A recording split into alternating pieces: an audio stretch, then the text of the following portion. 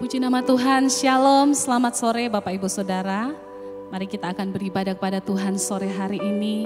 Mari persembahkan hidupmu, pujianmu hanya bagi kemuliaan nama Tuhan. Mari kita berdoa bersama-sama. Kami datang kepadamu Tuhan, membawa korban syukur kami di hadapan-Mu. Kami mau tinggikan Engkau, Allah yang layak menerima segala pujian, hormat dan kemuliaan. Biar sore hari ini kami bawa hidup kami di hadapan Engkau. Kami persembahkan pujian kami hanya bagi nama-Mu saja.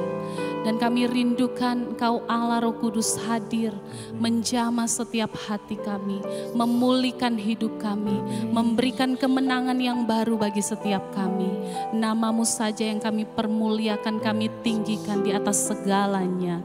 Kami serahkan ibadah kami sore hari ini hanya di dalam nama Tuhan Yesus kami berdoa dan bersyukur. Haleluya. Amin. Mari kita mau memuji Tuhan Bapak Ibu Saudara, sebab kasih Allah sungguh besar bagi hidup kita. Amin.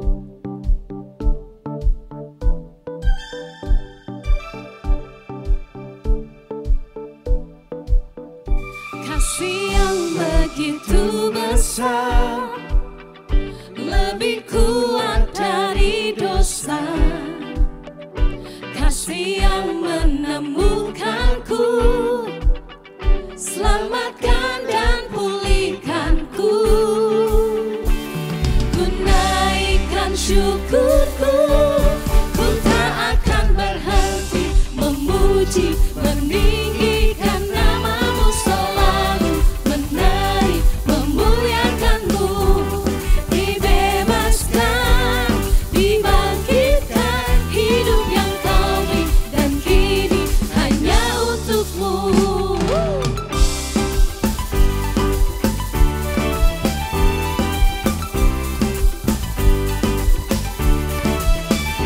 Kasih yang begitu besar, lebih kuat dari dosa.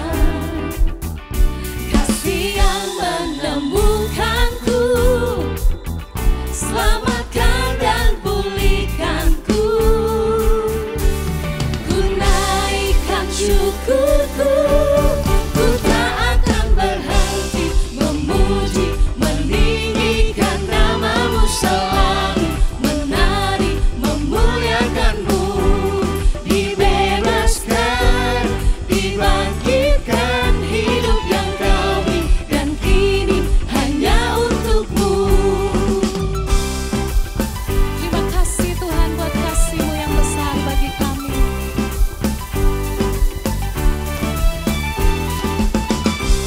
Kami naikkan syukur kami.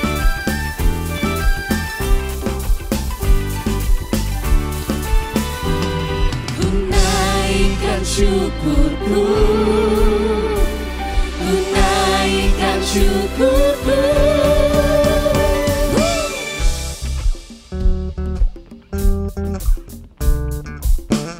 Biar nama-Mu saja yang kami tinggikan di tempat ini Tuhan.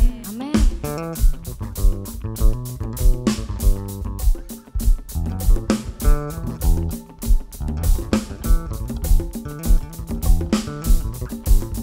Oh, haleluya. Ku tak akan berhenti memuji, meninggikan nama-Mu selalu, menari, memuliakan-Mu. Dibebaskan, dibangkitkan, hidup yang Kau beri dan kini hanya untuk-Mu. Takkan berhenti, amin, meninggikan nama-Mu. Dibebaskan, dibangkitkan, hidup yang Kau beri dan kini hanya untuk-Mu. Kau beri dan kini hanya untuk-Mu. Haleluya. Biar kami mau berikan hidup kami hanya bagi Engkau, sebab Engkau Tuhan kami yang ajaib. Haleluya.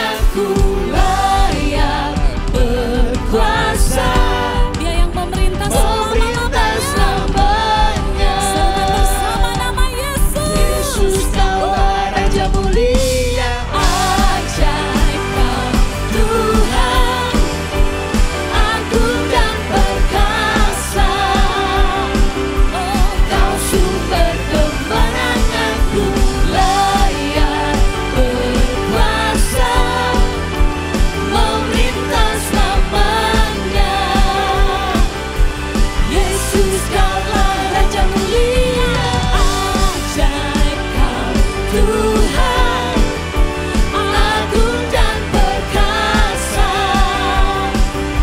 Kau sumber kemenanganku, layak berkuasa, memerintah selamanya. Yesus adalah Raja mulia, Raja mulia. Sungguh dahsyat Engkau Tuhan. Biar dari dulu, sekarang, dan sampai selama-lamanya, Namamu, nama Yesus yang selalu kami tinggikan dalam hidup kami.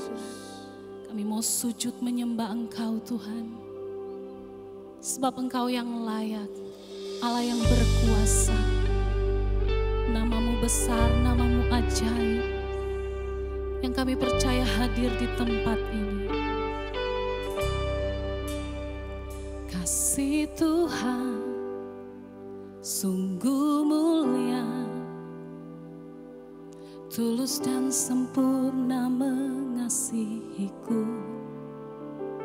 Pengorbanan di Kalvari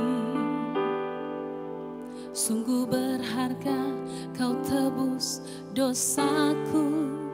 Terpujilah Tuhan Yesus, ditinggikan di atas pujian.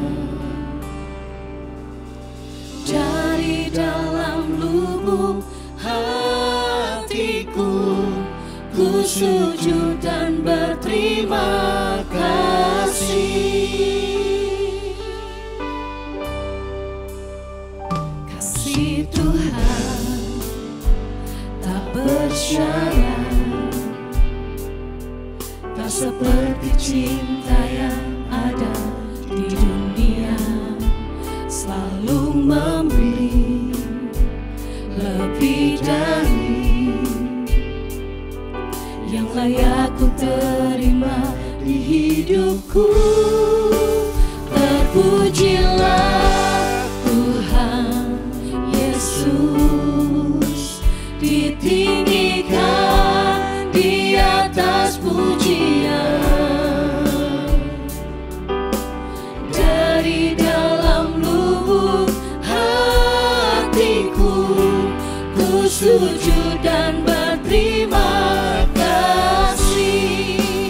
Terpujilah Tuhan Yesus, ditinggikan di atas pujian.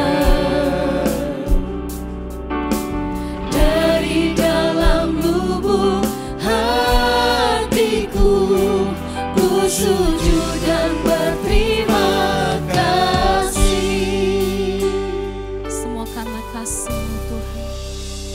Kasih Tuhan sungguh mulia, amin. Tulus dan sempurna mengasihiku. Pengorbanan di Kalvari sungguh berharga, Kau tebus dosaku. Terpujilah Tuhan Yesus, ditinggikan di atas pujian.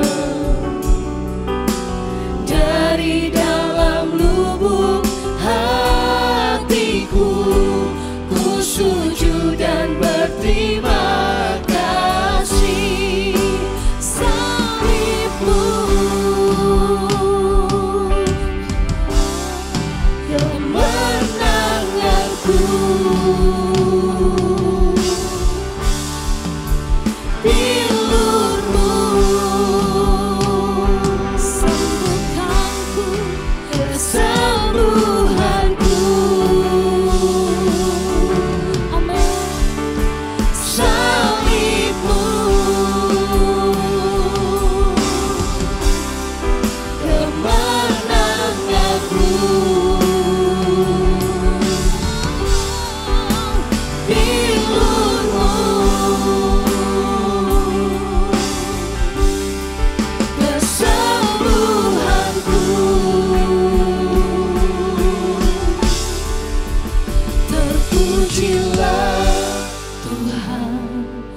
Yesus ditinggikan di atas pujian. Dari dalam lubuk hatiku ku sujud dan berterima kasih. Terpujilah Tuhan Yesus ditinggikan di atas pujian.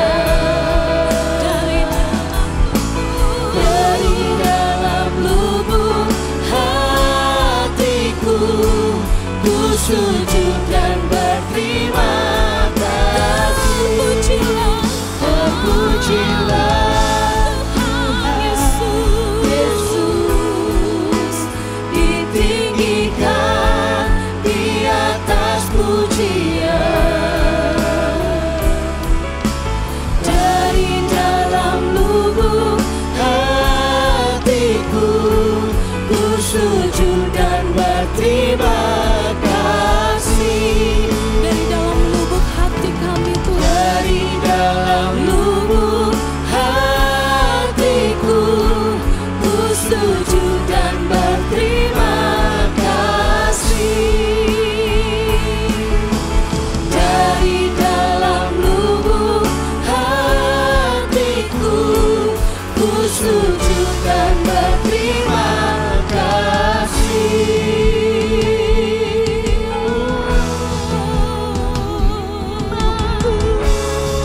Kami sujud, kami sujud menyembahmu, Yesus.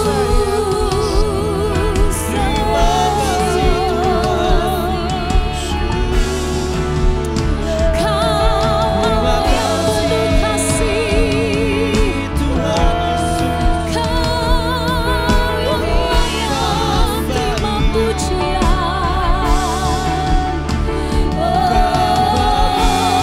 Kau di tempat tinggi, namamu mulia. Kami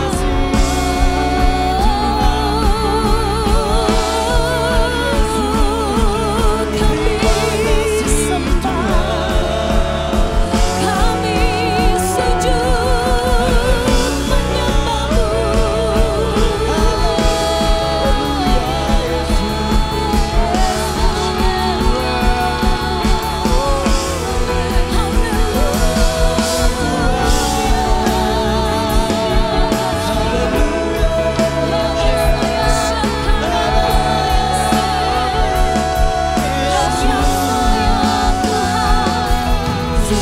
Kau hadir, langit mengeluhkan, Allah yang penuh kasih. Kami sembah, kami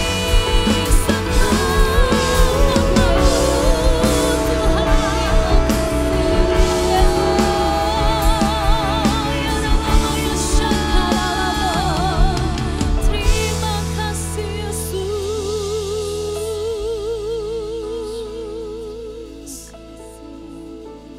Terpujilah Tuhan Yesus ditinggikan di atas pujian. Dari dalam lubuk hatiku ku sujud dan berterima. Dengan segenap hatimu katakan, terpujilah Tuhan Yesus. Biar namanya yang ditinggikan di atas segala, di atas pujian. Dari dalam lubuk hatiku ku sujud dan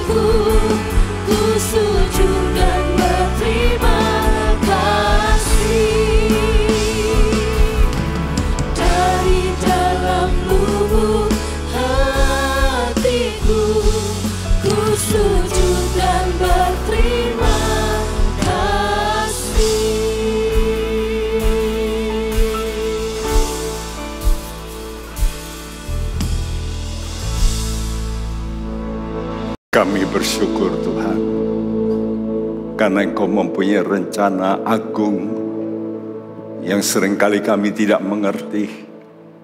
Tapi melalui firman-Mu, Engkau menyatakannya supaya kami belajar berharap penuh kepada Tuhan yang baik, yang mempunyai rencana yang indah untuk kami. Ampuni kami semua, sucikan dengan firman-Mu, kuduskan hati kami.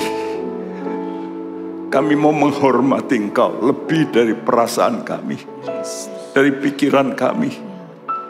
Kami mau menghadap tahta anugerah-Mu untuk memperoleh anugerah. Terima kasih Tuhan, terima kasih. Kuatkan semua kami, anak-anak-Mu, berfirmanlah, dan juga hamba-Mu. Urapi kami semua dengan urapan yang sama. Dalam nama Tuhan Yesus, kami panjatkan doa kami. Amin. Shalom teman-teman sekalian. Pada hari ini kita akan mendengar keluhan dari orang sakit. Ya, kalau dia menderita, kadang-kadang berkata, aduh, sudahlah, mati aja. Buat apa hidup ini? Ada mungkin orang-orang juga, anak-anak muda yang merasa tertekan, dibully, dan merasa hidup ini tidak mempunyai arti. Satu pertanyaan yang saya tuliskan di sini, kelahiran Anda sebagai kesempatan atau malapetaka? Bukankah satu kenyataan sekarang ini banyak anak-anak muda, masih muda-muda bunuh diri oleh karena mengikuti AI dan sebagainya, atau dibully, lalu mereka bunuh diri. Dan mereka tidak tahu bahwa sebenarnya kelahiran mereka itu sangat-sangat penting, sangat mempunyai nilai yang tinggi yang Tuhan akan rencanakan bagi manusia. Nah, saudaraku, kita sedang bicara tentang Ayub yang sakit, menderita.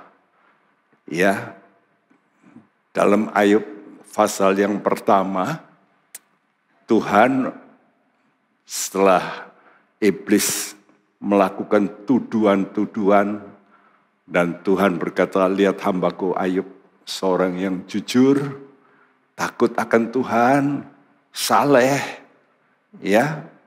Tapi iblis berkata, coba, aku cobai dia. Lalu Tuhan kata, oke, Tuhan izinkan. Jadi ingat, iblis tidak pernah untuk bebas melakukan sesuatu atas orang percaya, kecuali atas izin Tuhan. Nah, kalau ada izin Tuhan, tentu ada maksud Tuhan. Pada Ayub pasal 1, kalau kita baca seluruh pasal, maka iblis diizinkan untuk merampas segala yang dipunyainya. Harta bendanya, hewan-hewannya, termasuk anaknya 10, semua mati. Ya.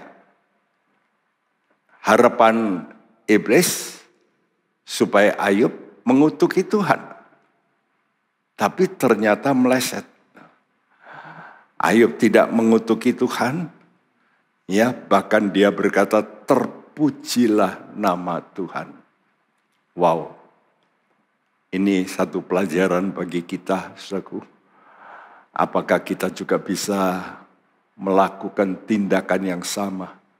Ya, kalau kita mengalami hal-hal yang tidak menyenangkan, yang merisaukan hati, yang menekan, Alkitab mengatakan dalam kesemuanya itu Ayub tidak berbuat dosa dan tidak menuduh Allah berbuat yang tidak patut. Ini pernyataan Tuhan.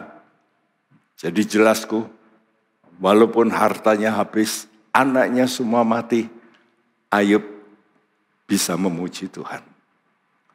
Nah, iblis tidak puas. Dia berkata, ya, karena tanganmu tidak engkau lepaskan dari dia untuk disentuh tubuhnya. Nah, Tuhan kata, oke, aku izinkan. Kamu boleh jamah tubuhnya, tapi jangan ambil jiwanya. Jangan. Ya, jadi iblis diizinkan lagi oleh Tuhan, sehingga seluruh tubuh daripada Ayub ini sakit, bisul, gatal bukan main, sampai dia ambil tembikar pecahan itu lalu dia garuk, dan pasti darah mengalir dan pasti infeksi, ya, sehingga baunya bukan main. Saudara, dan saat itu istrinya berkata, kenapa kamu tidak mengutuki Tuhan? Kamu kan sudah baik. Ya, kamu jujur, benar. Tapi kok begini, Tuhan ini enggak adil. Nah, coba kita baca apa yang dikatakan Ayub dalam Ayub 2 ayat 10 berkata. Tetapi jawab Ayub kepadanya, engkau berbicara seperti perempuan gila. Apakah kita mau menerima yang baik dari Allah, tetapi tidak mau menerima yang buruk? Dalam kesemuanya itu, Ayub tidak berbuat dosa dengan bibirnya. Luar biasa, sungguh. Dalam kesemuanya itu, Ayub tidak berbuat dosa dengan bibirnya. Yang paling gampang berdosa itu mulut kita. Tapi Ayub waktu dia sakit, waktu dia menderita, lalu dia diolok-olok sama istrinya, udahlah kutuki Tuhan saja. Ayub berkata, engkau bicara seperti perempuan gila. Apakah kita mau menerima yang baik saja, tapi tidak mau menerima yang buruk? Ini satu pelajaran bagi kita semua. Supaya respons kita juga, kalau ada masalah sakit penyakit, coba seperti ini. Dan Ayub tidak berbuat dosa dengan bibirnya. Ya. Nah, namun kita melihat dia mulai berpikir, kenapa ya? Kenapa orang yang sudah hidup benar ini mesti menderita? Dan itu pun pikiran dari kawan-kawannya. Orang yang benar, kalau betul-betul benar, tidak mungkin menderita. Itu kawan-kawannya juga berpikir begitu. Jadi kalau menderita pasti ada kesalahan. Ya, saudaraku. Nah, Ayub mulai berpikir, kenapa saya lahir? Kalau hidup ini sudah nuruti Tuhan, tapi toh masih menderita. Kenapa Tuhan itu tidak menutup kandungan ibuku? Dan Tuhan tidak mau menyembunyikan kesusahan dari mataku. Ini dinyatakan oleh Ayub. Jadi kalau kita melihat komplain Ayub itu dimulai dari pasal 3. Maka mulai dari sinilah Ayub mulai menyalahkan Tuhan. Karena bukankah Tuhan yang punya otoritas ya untuk membuka atau menutup kandungan. Seperti yang kita baca juga dalam 1 Samuel 1 ayat 20, Kejadian 20 ayat 18. Sebab Ayub tahu benar bahwa Allah itu yang membentuk orang dalam rahim. Karena itu hati-hati ya.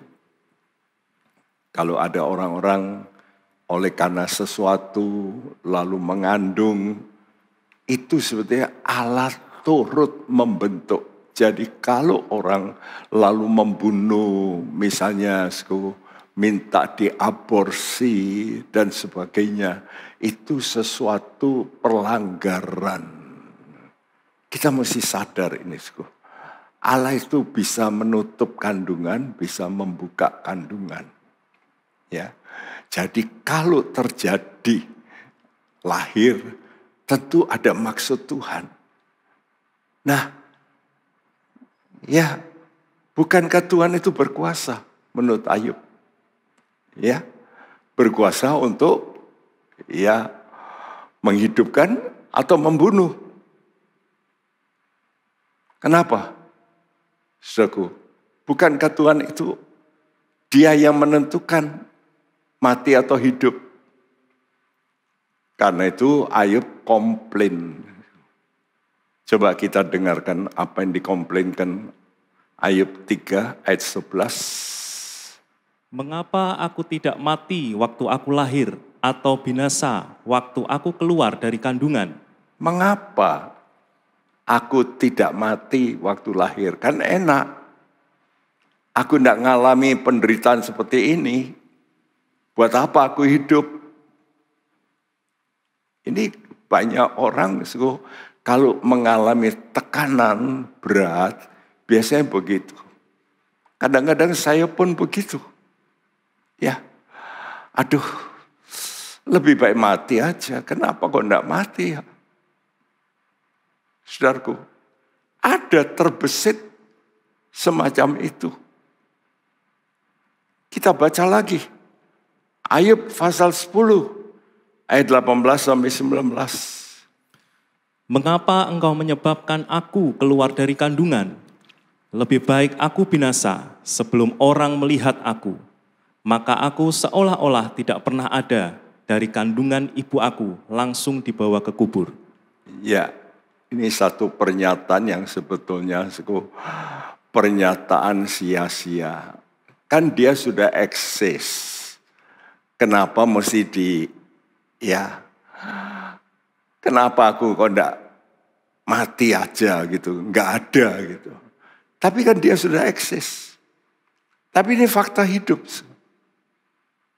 Bukankah saudara juga kadang-kadang mengalami seperti itu?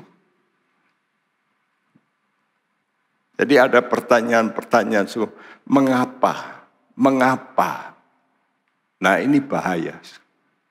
Kalau kita sudah enggak tahu, kita itu jangan coba-coba mencari tahu dengan akal pikiran kita.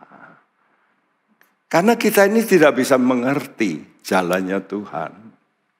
Ya, saudaraku, sama seperti Hawa dulu. Waktu dibohongi oleh iblis, apakah kamu enggak tahu kenapa Allah itu kok melarang kamu makan buah pengetahuan baik dan jahat? Iya ya, mengapa ya? Nah, dari mengapa itu muncul pikiran manusia ini mulai muter, mulai berputar. Dia cari solusi. Nah itu yang disebut filsafat. Makanya dalam dunia ini ada ahli-ahli filsafat yang memikirkan apa artinya hidup. Ya, untuk apa hidup?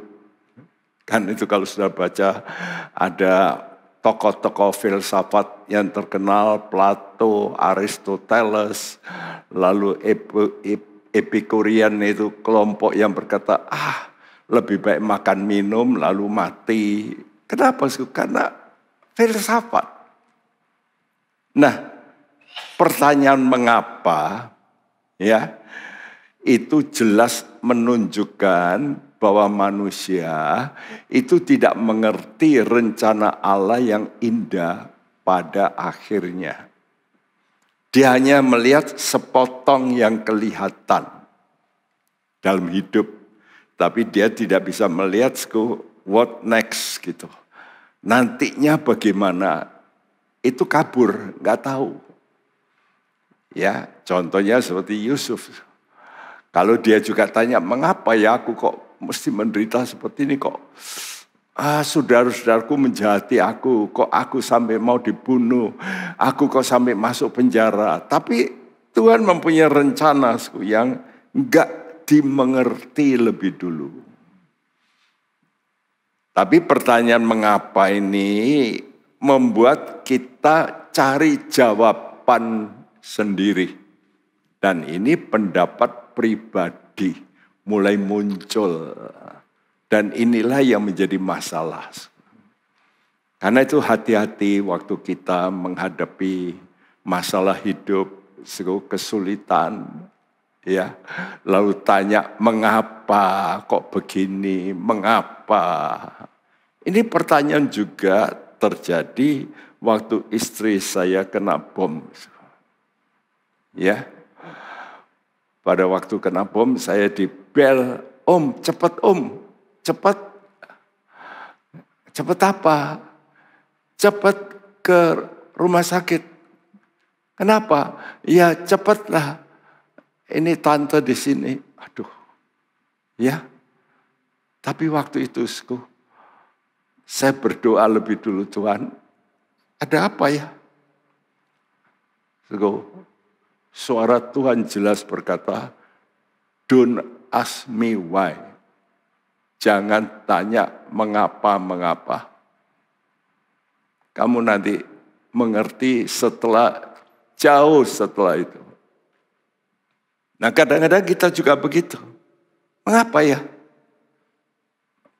Kenapa istri saya mesti kena bom? Kenapa? Ya mulai muter. Tapi waktu itu entah bagaimana saya katup mulut saya. Saya tidak mau tanya mengapa. Masih teringat saya 2019 setelah saya khotbah pagi, turun dari mimbar bulan Juli, lalu setelah selesai, Bapak Andreas berkata, Pak Bekti jangan kaget ya, kenapa? Nike meninggal.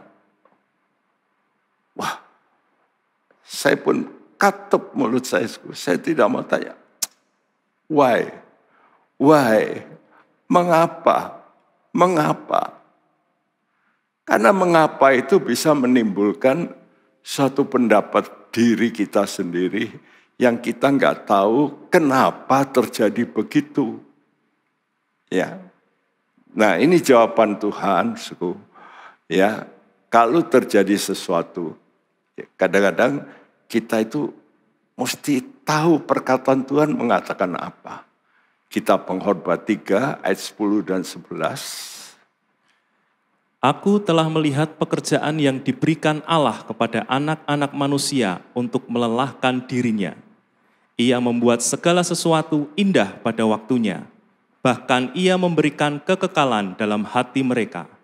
Tetapi manusia tidak dapat menyelami pekerjaan yang dilakukan Allah dari awal sampai akhir. Iya, manusia tidak mengerti dari awal sampai akhir.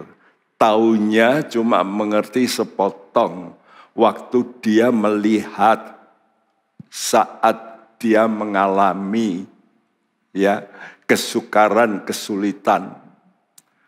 Dan di sini katakan, aku telah melihat pekerjaan yang diberikan Allah pada anak-anak manusia untuk melelahkan dirinya. Jadi memang manusia ini hidup dalam dunia ini gak enak sebetulnya ya. Melelahkan secara jasmani itu ya kalau berhasil ya senang. Tapi kalau tidak melelahkan. Tapi Tuhan berkata, ia membuat segala sesuatu indah pada waktunya. Karena itu saya beri gambar di situ ada jam. Bahkan ia memberikan kekekalan. Nah saya berikan gambar yaitu sauh, ya, jangkar. Jangkar merupakan harapan, ya.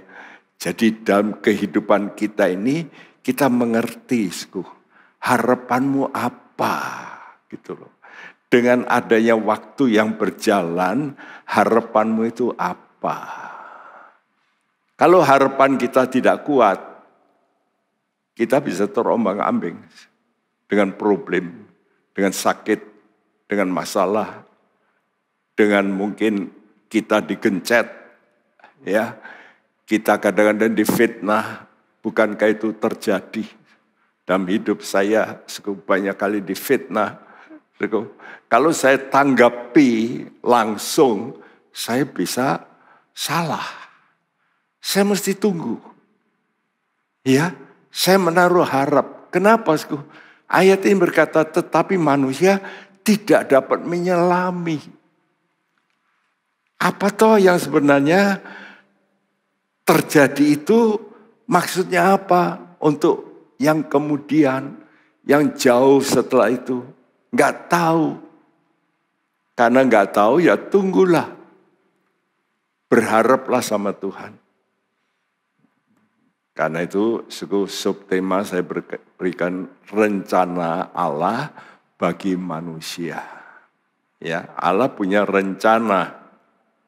Dan rencananya kenapa dia mencipta manusia. Saya pastikan Allah punya rencana yang baik. Agung, mulia. Seperti apa yang dikatakan dalam Mazmur 8 ayat 4 sampai 7. Jika aku melihat langitmu, buatan jarimu, bulan dan bintang-bintang yang kau tempatkan, apakah manusia sehingga engkau mengingatnya? Apakah anak manusia sehingga engkau mengindahkannya? Namun engkau telah membuatnya hampir sama seperti Allah, dan telah memahkotainya dengan kemuliaan dan hormat. Engkau membuat dia berkuasa atas buatan tanganmu. Segala-galanya telah kau letakkan di bawah kakinya. Wow, ini rencana Allah kepada manusia. Ya, pemazmur dia melihat semua tangan Tuhan yang membuat galaksi-galaksi langit. Ya, bulan, bintang, dia kagum. Tapi lalu ada pertanyaan, ya apakah manusia itu kalau begitu?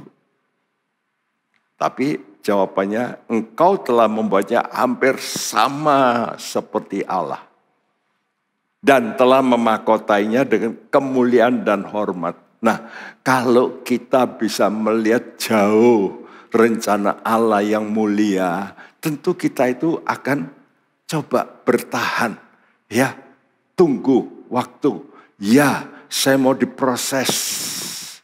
Memang, oleh karena dosa, maka terjadilah masalah dalam hidup. Jadi, kita mesti melihat rencana Allah, ya, God's plan for man is always good, excellent, bagus. Nah, kalau begitu kelahiran kita itu kesempatan. Ya, di tengah masalah, tapi ada perkara yang indah yang Tuhan sudah sediakan. Nah, ini dinyatakan oleh Rasul Paulus, ya, saudaraku, 1 Korintus 7 ayat 1 Korintus 2 ayat 7 dan 8. Tetapi yang kami beritakan ialah hikmat Allah yang tersembunyi dan rahasia, yang sebelum dunia dijadikan, telah disediakan Allah bagi kemuliaan kita. Tidak ada dari penguasa dunia ini yang mengenalnya, sebab kalau sekiranya mereka mengenalnya, mereka tidak menyalibkan Tuhan yang mulia. Iya, Paulus memberitahu, ini hikmat Allah. Mencipta manusia itu hikmat yang tersembunyi dan rahasia. Bahkan hikmat ini sebelum dunia dijadikan, Allah sudah merencanakan. Ya, disediakan Allah bagi kemuliaan kita. Bagi kemuliaan manusia sebetulnya. Itu hikmat Allah yang tersembunyi. Yaitu Tuhan mau membuat gereja. Ya, apa yang tersembunyi dan rahasia itu gereja. Ya, Dan ini hikmat Allah yang disediakan bagi kemuliaan kita. Tapi penguasa dunia ini tidak ngerti. Karena itu taunya cuma perang, bagaimana merebut ya orang lain kekuasaannya, dan bagaimana mereka lalu membunuh Tuhan Yesus. Kenapa? Karena tidak mengerti, menyalibkan Yesus. Nah, hikmat Allah yang tersembunyi bagi Ayub, apa itu? Yaitu caranya Allah memproses manusia hina yang telah berdosa. Sejak manusia itu jatuh dalam dosa, semuanya telah jatuh dalam dosa hina, ya, dan perlu diperbaiki untuk menjadi manusia mulia kembali. Tapi cara Tuhan itu adalah melalui penderitaan. Dan Tuhan contohkan Yesus sendiri. Dia Allah yang tanpa salah untuk jadi contoh. Ini loh, ya, bagaimana untuk meraih kemuliaan itu. Walaupun dia tidak salah, tapi dia dicontohkan supaya seperti orang yang bersalah. Sehingga dia pun menderita. Dan ini kita baca hikmat Allah ini dalam Ibrani 2:9 yang berkata, tetapi dia yang untuk waktu yang singkat dibuat sedikit lebih rendah daripada malaikat-malaikat, yaitu Yesus. Kita lihat yang oleh karena penderitaan maut, dimahkotai dengan kemuliaan dan hormat, supaya oleh kasih karunia Allah, ia mengalami maut bagi semua manusia. Ya, jadi kalau kita bisa mengerti, Yesus ini contoh aktual bagaimana dia mesti menderita walaupun dia itu benar. Ya. Tapi perhatikan, tetapi dia yang untuk waktu yang singkat. Jadi Tuhan itu waktu yang singkat dibuat lebih rendah dari malaikat supaya sama seperti manusia yang juga menderita. Nah, kita sekarang mengerti melalui perjanjian baru bahwa penderitaan itu sebetulnya ada maksud Tuhan untuk kita nanti bisa dimuliakan. Penderitaan yang benar. Jadi jangan sampai kita menderita karena salah. Justru karena benar kita menderita, itu maksud Tuhan supaya kita diproses untuk nanti mendapat kemuliaan dan hormat. Ya. Nah, sama seperti emas. Bagaimana emas itu bisa dinaikkan kadarnya? Ya melalui api. Bakar. Waduh. Itu penderitaan. Demikian juga kita. Jadi kita ini sudah rusak, manusia rusak. Yang penting bagaimana kita merespons. Waktu penderitaan datang, waktu sakit datang, bagaimana respon kita? Kita marah, kita seperti Ayub berkata, kalau gitu mati aja, kita rasanya putus asa. Ya, jangan. Mari kita hadapi problem-problem dalam dunia ini, entah problem keluarga, ya, entah problem keuangan, problem sakit penyakit, problem fitnaan, pertengkaran. Setiap kita hidup di dunia ini banyak problem. Kadang-kadang hati kita menderita. Tapi kita mesti mempunyai pandangan yang terus ke depan. Harapan sebentar lagi. Ini waktu singkat. Perhatikan kata-kata, tapi dia yang untuk waktu singkat. Mari kita percaya, Tuhan tidak mau kita menderita berlama-lama, menderita begitu rupa.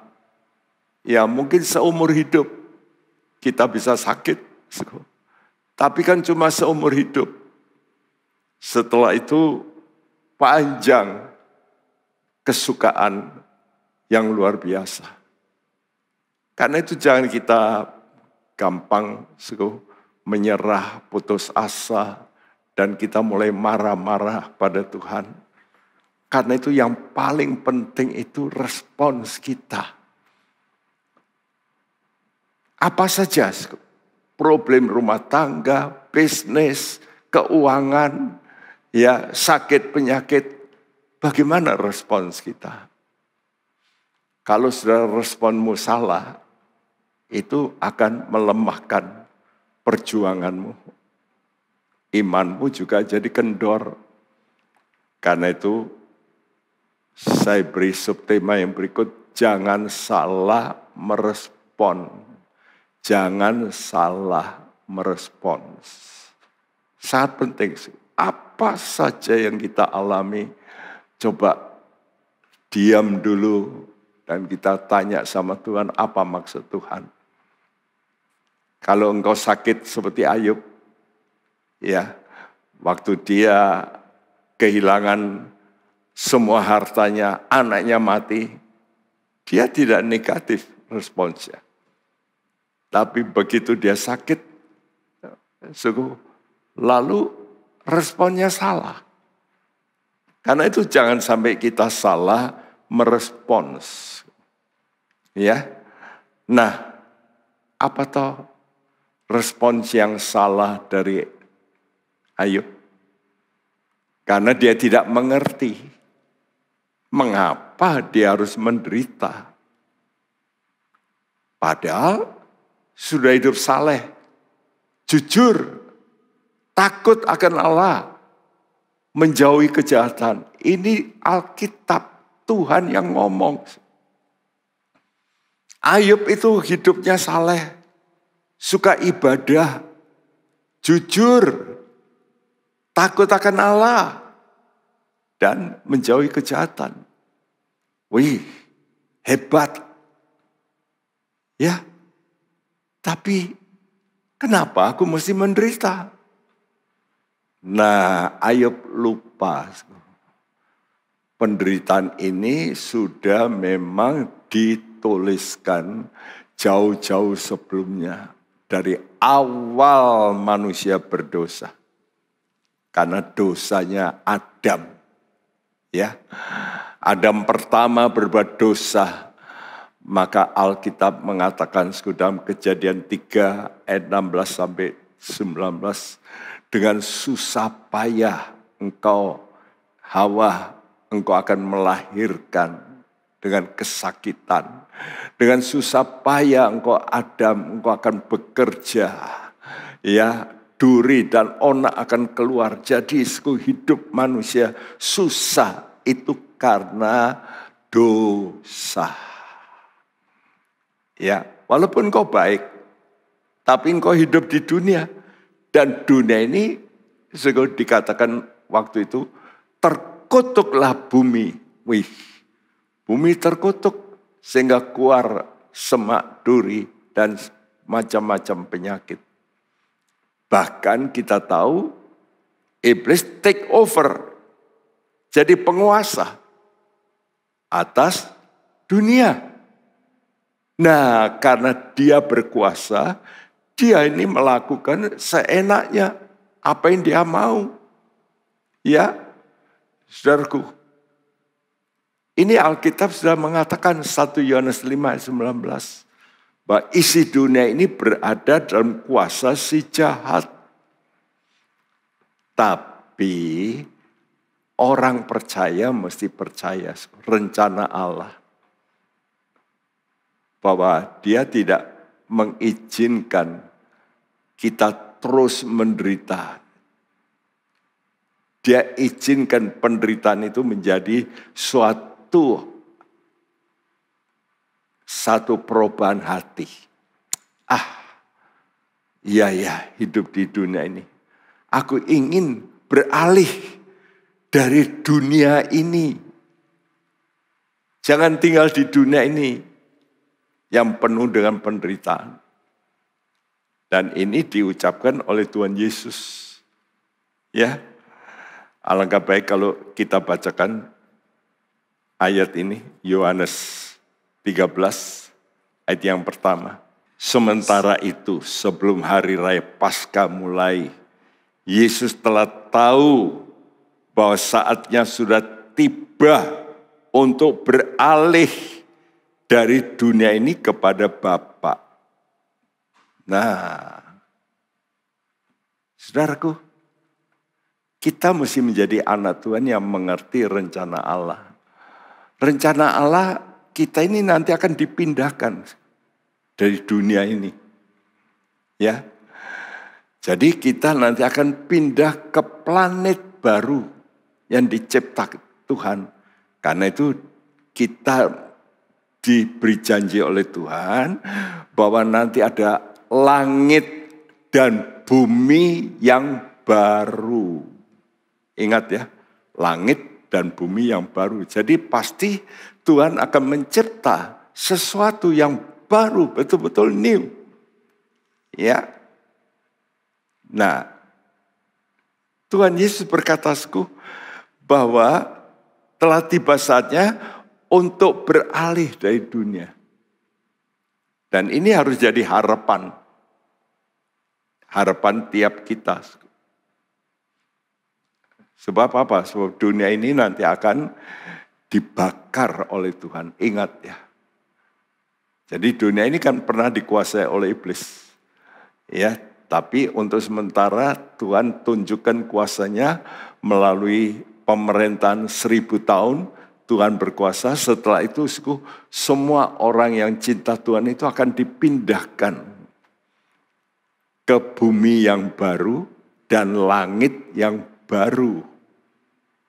Dan ini harus jadi harapan orang percaya. Ya. Karena itu saya gambarkan di situ Alkitab yang ada jangkar, ya. Jadi firman Tuhan itu harapan.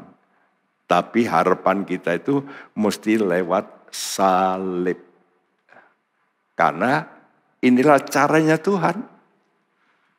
Saudara seneng gak seneng, ya harus lewat salib. Karena itu jangan mengeluh. Kalau dalam hidup ini memang ada salib, harus dipikul. Kita mau belajar pikul salib. Jadi saudara menderita, kadang-kadang respons kita bagaimana? Anggap itu sebagai salib. Ya, dan saudara akan berkata, oke dah, saya menderita karena suami saya begitu. Saya menderita karena anak saya atau mertua saya. Saya menderita karena bisnis saya. Saya menderita karena sakit saya. Mari kita ingat, melalui salib itu bisa nanti terjawab. Ya, kenapa menderita? Ya karena iblis diberi hak oleh Adam dan Hawa. Padahal bumi ini dulu diserahkan mandatnya kepada Adam dan Hawa. Tapi oleh karena dia menuruti suara iblis, bumi diambil alih oleh si jahat ini.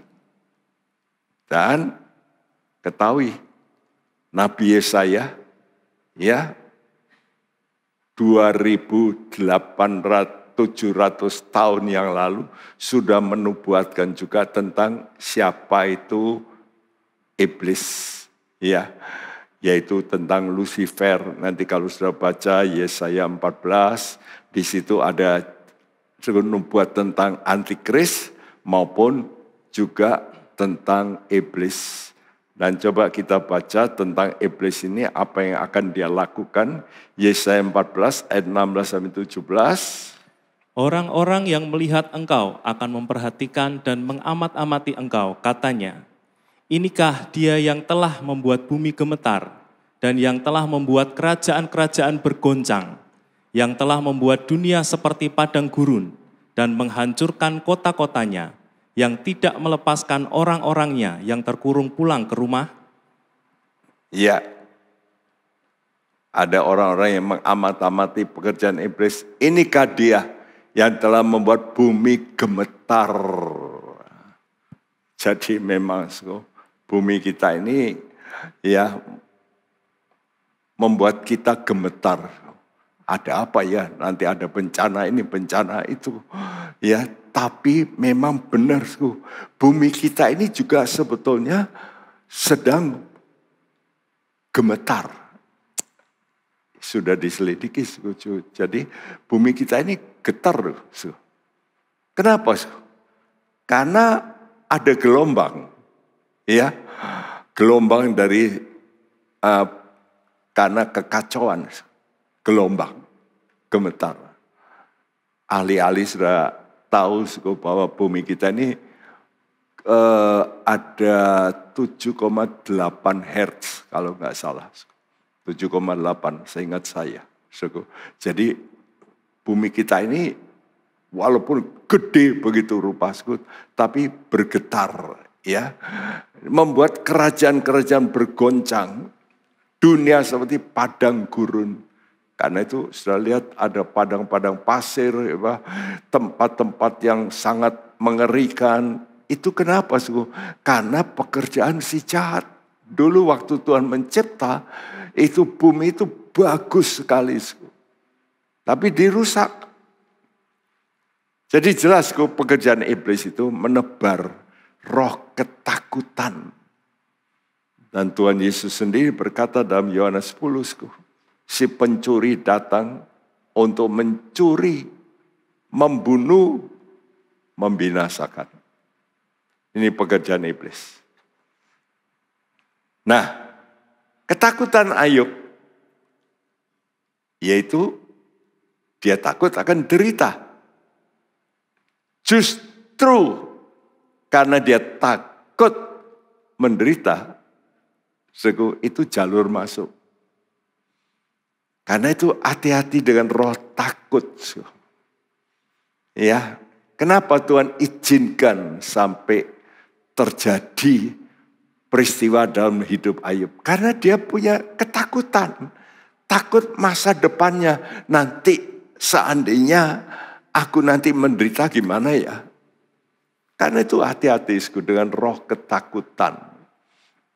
Karena roh ketakutan ini adalah salah satu cara iblis untuk mencengkeram kita. Karena itu jangan izinkan roh takut. Takut masa depan. Saya dulu penuh ketakutan. Ya, waktu saya tinggal di Jakarta, lalu waduh suasana itu ya ada ya gejolak dalam pemerintahan waktu tahun 65 itu kan Gestapo dan sebagainya. Waduh, tiap hari kalau kerja lewat jalan-jalan raya, mobil-mobil bannya dikempesin, ribut di jalan. Waduh, rasa takut. Dan kita berdoa waktu itu, pendeta saya mengajak, yuk kita semua berdoa. Malam kita berdoa, jam 10 malam berdoa, minta perlindungan Tuhan. Peluru nyasar semua masuk ke gereja. Ya. Pernah itu terjadi. Ya. Jadi rasa khawatir. Justru khawatir itu tanda kita ini kurang percaya. Ya. Bahwa Allah itu penjaga kita. Kan kita yakin Allah Immanuel, Allah beserta kita. Tapi kita masih takut. Berarti kita ini kurang percaya penyertaan Tuhan. Dan ini terjadi dalam kehidupan murid-murid. Waktu mereka naik perahu, lalu terjadi gelombang, mereka takut. Tuhan berkata, mengapa kamu takut? Kamu yang kurang percaya. Saudaraku, hati-hati dengan ketakutan. Kata Tuhan, orang yang takut itu berarti kurang kasih kepada Tuhan. 1 Yohanes 4 mengatakan itu, saudaraku. Ya, kasih Tuhan melenyapkan ketakutan. Jadi kalau saudara punya roh takut akan ini, itu, what next ya, ini nanti gimana ya, aduh nanti kalau Tuhan datang gimana ya. Ya coba kita mau belajar, kita punya Tuhan. Nah ketakutan ini justru jalur masuk iblis untuk diizinkan Tuhan. Supaya jangan sampai dia tidak percaya Tuhan menyertai dia. Ayub 3 ayat 25 adalah jawaban yang diakui oleh Ayub sendiri. Kenapa kok terjadi begitu? Dia menderita. Coba bacakan.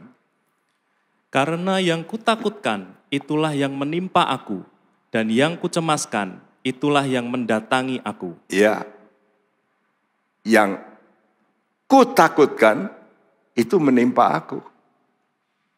Jadi kalau saudara punya roh ketakutan tentang ya masa depan, nanti kalau aku sakit gimana ya? Nanti kalau aku mati gimana ya? Ya, itu nanti bisa terjadi dalam hidupmu. Karena itu mari kita mau percaya Tuhan beserta kita. Nah, apa yang ditakuti oleh Ayub? Dia takut menderita. Ya, jadi karena derita menjadi ketakutan Ayub. Maka Ayub ini menerima kelahirannya itu bukan sebagai kesempatan untuk bersekutu. Malah, wah kelahiranku ini jadi malah petaka buat saya. Kenapa? Karena dia menderita. Sebetulnya penderitaan itu wajar. Jadi saudara, kalau saudara hidup di dunia ini ada penderitaan, wajarlah. Karena memang Tuhan sudah ngomong di dunia kamu ini akan menderita. Kenapa Tuhan izinkan? Ya supaya hati kita jangan terikat pada dunia. Kita ingin beralih dari dunia ini. Dan oleh karena ada rasa ya yang tidak puas, ya oleh karena penderitaan ini dia mulai ngoceh, ya mulai keluar unek-unek, ya dia mulai kenapa aku tidak mati, kenapa Tuhan tidak bunuh aku, dan ini jadi polemik justru dengan teman-temannya. Tapi kita bersyukur. Zaman sekarang ini Tuhan memberikan wahyu.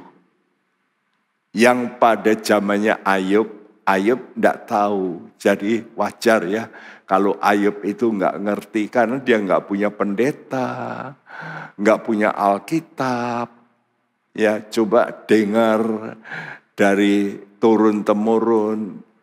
Ya, tapi itu harus jadi pegangan sebetulnya. Tapi kita sekarang diberi wahyu istimewa dalam perjanjian baru.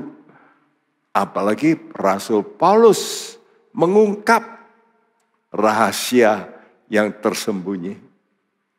Dan Yesus datang untuk menerangi yang Ayub nggak tahu. Kita tahu. Kenapa? Karena diberitahu oleh Yesus. Penderitaan justru jalan untuk meraih kemuliaan. Nah coba kita dengarkan apa yang dikatakan oleh Alkitab melalui Rasul Paulus yang menulis surat Ibrani 2 ayat 14 dan 15. Karena anak-anak itu adalah anak-anak dari darah dan daging, maka ia juga menjadi sama dengan mereka dan mendapat bagian dalam keadaan mereka, supaya oleh kematiannya ia memusnahkan dia, yaitu iblis, yang berkuasa atas maut. Dan supaya dengan jalan demikian, ia membebaskan mereka yang seumur hidupnya berada dalam perhambaan oleh karena takutnya kepada maut. Iya, jadi ada wahyu bahwa kematian Yesus ini datang, Yesus datang mati untuk memusnahkan pekerjaan si jahat ini. Yang membuat penyakit dan sebagai malapetaka. Tuhan akan datang memusnahkan iblis yang berkuasa atas maut. Dan membebaskan kita dari roh ketakutan. Jelas kok, jadi Tuhan tekankan roh takut ini. Ya, jadi kita anak-anak Tuhan sekarang mesti percaya, kita nggak perlu takut. Kenapa, Karena Tuhan mau membebaskan kita dari roh ketakutan. Sebab roh ketakutan ini memperhamba. Contohnya, banyak orang karena takut, lalu dia cari bagaimana penangkal takut itu. Nah, datanglah pada paranormal atau dukun, lalu dikasih benda-benda untuk menangkal, kasih jimat. Itu kan karena takut. Betul nggak? Dulu ada anggota kita, yang dia berkata, karena dia bekerjanya juga kerja keras dalam lingkungan keras, dia pakai beli senjata, pistol, dan dia terus taruh ya di badannya. Saya berkata, kamu begitu berarti kamu takut mati. Padahal kamu masih percaya. Tangan Tuhan berkuasa. Roh ketakutan itu membuat dia nggak bisa merasa bebas. Justru Tuhan akan memusnahkan pekerjaan iblis ini. Dan juga membebaskan kita dari roh ketakutan. Melalui apa, Melalui salib. Karena itu puji Tuhan. Salib Yesus. Itu harapan. Harapan apa? Harapan memusnahkan iblis dan kuasa maut. Ya, jadi kita jangan takut kalau sakit, nanti mati, gimana. Udah, jangan pikir mati nanti dibangkitkan oleh Tuhan. Karena Tuhan berjanji, akulah kebangkitan dan hidup. Jangan takut. Ya, karena itu ada orang yang begitu sakit sedikit, waduh, ketakutannya membuat seluruh tubuhnya malah sakit. Karena orang kalau takut itu depresi, stres. Dan stres itu membuat lalu imunitasnya merosot jauh. Karena itu mari kita mau percaya Tuhan kita sudah menang di atas kayu salib. Dan Tuhan mau membebaskan kita dari rasa takut atas derita. Jadi kalau sudah menderita, apalagi menderita karena benar, kata Tuhan, itu justru akan membawa saudara kepada kemuliaan. Jadi itu jalurnya memang. Jadi karena itu jangan sampai kita merespon salah terhadap sakit penyakit. Kenapa? Karena sakit penyakit itu bisa mengubahkan kita supaya kita beralih kepada yang benar. Dulu kalau enggak saya sakit melalui tumpah darah karena mah bleeding ya, sehingga keluar ini darah. Kalau tidak melalui itu, saya tidak berubah. Konsep saya itu dulu beda. Saya orang yang perfeksionis. Dan karena perfeksionis itu lalu membuat hambatan-hambatan dalam kehidupan saya. Ya, saya menilai orang itu mesti semuanya sempurna lebih dulu. Sehingga saya tidak mau pakai orang yang enggak betul-betul bagus begitu. Tapi itu Tuhan tegur melalui penderitaan. Baru saya bisa berubah. Ya, karena itu mari kita tanggapi, merespons dengan baik, teguh. Kita mau tersungkur di bawah kaki Tuhan, rasakan hadirat Tuhan.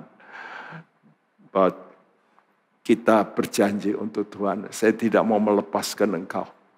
Karena Engkau adalah pembebas kami dari semua masalah kami. Mari kita datang pada Tuhan, tersungkur ku di kaki-Mu.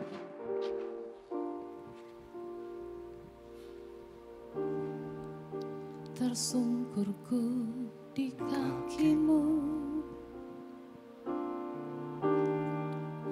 rasakan hadirat-Mu, takkan ku melepaskan-Mu, Kau cahaya bagiku, mengiringmu seumur hidupku, masuk dalam rencana-Mu Bapa, pikiranku, kehendakku,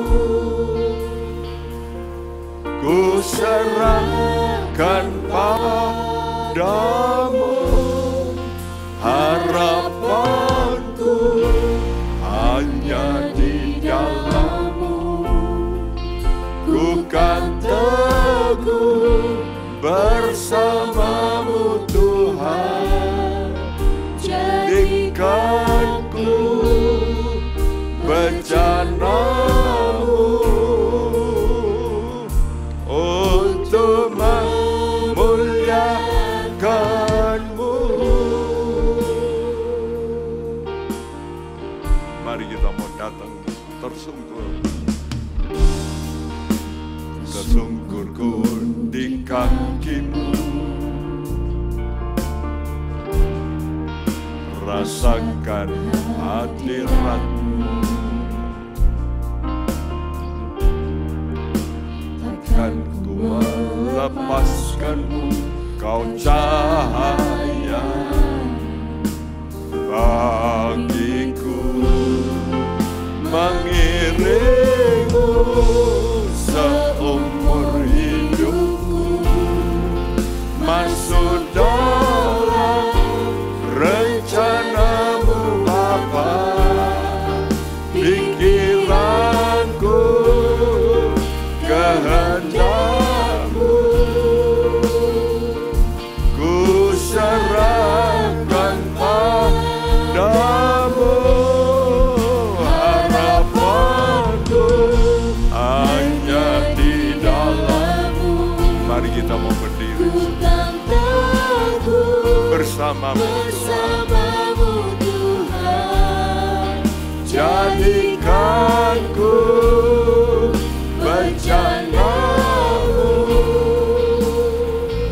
untuk memuliakan-Mu, mengiringmu Tuhan, seumur hidupku, masuk dalam rencana-Mu Bapa, pikiranku, kehendakku, ku serahkan padamu, harapanku hanya di dalam-Mu, ku kan teguh bersama-Mu Tuhan, jadikanku bejana-Mu untuk memuliakan-Mu. Setiap kali kalau saya mengalami masalah-masalah yang berat, saya cuma merindukan Tuhan, kapan beralih, kapan Tuhan datang menjemput kami. Biar kita mempunyai hati yang merindu. Tuhan, aku mau tetap mengiring Engkau sampai aku melihat kenyataan apa yang Engkau janjikan, yaitu kemuliaan. Tadi Tuhan sudah katakan, hormat, kemuliaan akan diberikan pada orang-orang yang mau mengikuti Tuhan. Mari ini menjadi ketetapan hati kita dalam waktu-waktu penderitaan, waktu sakit, waktu problem, apa saja. Kita mau berkata, Tuhan, kami mau tetap konsisten mengiring Kau. Mengiringmu seumur hidupku. Yes. Masuk dalam rencanamu Bapa. Pikiranku, kehendakku, ku serahkan padamu. Harapanku hanya di dalam-Mu. Ku kan teguh bersama-Mu Tuhan. Jadikanku bejana-Mu untuk memuliakan-Mu.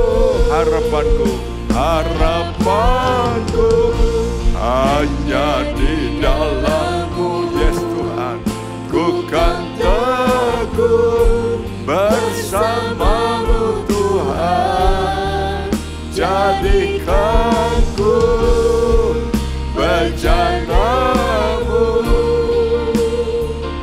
untuk memuliakan-Mu. Harapanku, amin, hanya di dalam-Mu. Bukan teguh bersama-Mu Tuhan. Jadikanku bejana-Mu. Yes Lord, Untuk memuliakan-Mu. untuk memuliakan-Mu. Untuk memuliakan-Mu. Untuk memuliakan-Mu. Untuk Muliakan-Mu. Harapan kami,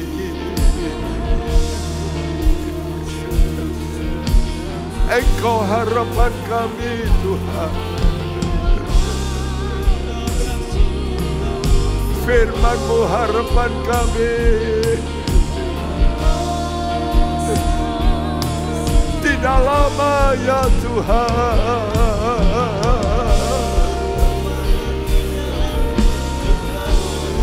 Tidak lama kami akan beralih.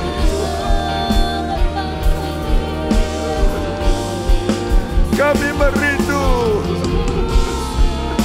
Kami merindu Tuhan.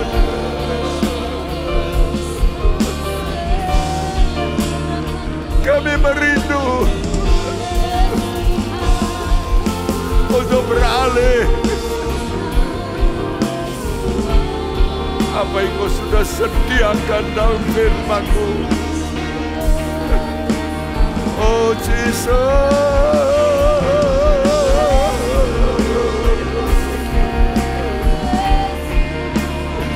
teguhkan kami, kuatkan kami Tuhan.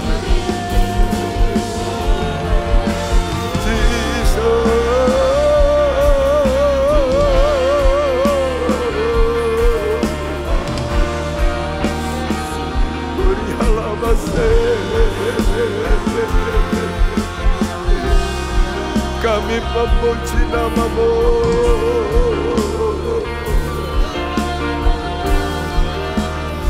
Kami puji nama-Mu.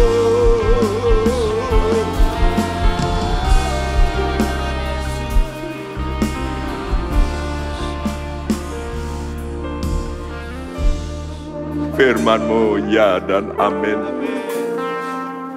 Engkau menyediakan langit dan bumi yang baru. Biar itu menjadi harapan semua kami, umat-Mu, gereja-Mu. Waktu kami harus menderita di dunia ini, kami tahu itu singkat saja. Tapi apa yang Kau sediakan itu kekal adanya. Dan itulah yang membuat kami bertahan Tuhan. Biar harapan kami makin kuat, makin mendekati janji-janji-Mu yang sebentar lagi akan menjadi kenyataan. Biar itu menjadi kekuatan kami yang ekstra Tuhan, untuk menembusi masalah-masalah yang sukar pada akhir zaman ini. Tuhan, lindungilah umat-Mu supaya mereka tetap beriman sampai akhir. Mereka tetap akan berkata, kami mau mencintai Engkau Yesus, Juru Selamat kami, yang sudah memberikan nyawa-Mu untuk kami. Terima kasih Tuhan, terima kasih. Berkati semua pendengar yang sudah mendengarkan kebenaran firman-Mu. Lepaskan kami dari semua roh ketakutan, tapi kami mau tetap bersandar pada janji-janji-Mu yang indah, yang memberikan kami sukacita walaupun di tengah penderitaan di dunia ini. Terima kasih Tuhan, terima kasih, terima kasih. Dan nama-Mu dipuji, dibesarkan, dipermuliakan. Berkati pemerintahan kami, berkati Tuhan semua pimpinan dari atas sampai bawah.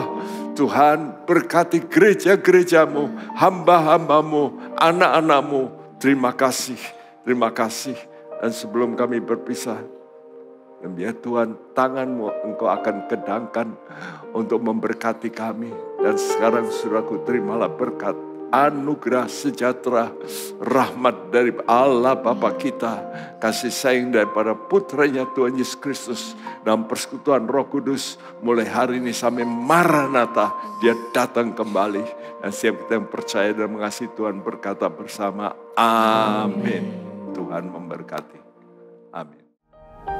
Isilah hidup kita dengan menyenangkan hati Tuhan. Sungguh anugerah Tuhan kalau kita masih boleh hidup. Menjadi bijaksana adalah awal dari takut akan Tuhan. Gunakan waktu.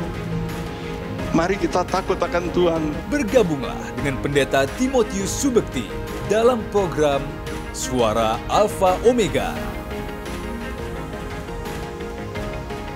Hanya di Live Channel. Penyaluran kolekte maupun persembahan lainnya dapat dilakukan melalui transfer ke nomor rekening gereja dengan nomor 009 707 2071 atas nama Megawati dan Lee Irwande atau dengan scan QR Code berikut ini. Bagi jemaat Tuhan yang rindu mendapatkan informasi seputar kegiatan gereja, renungan harian, dan lain-lain melalui WhatsApp gereja, Anda dapat mendaftar dengan cara ketik BC spasi on dan mengirimkan ke WA gereja dengan nomor 0815 7802 2000.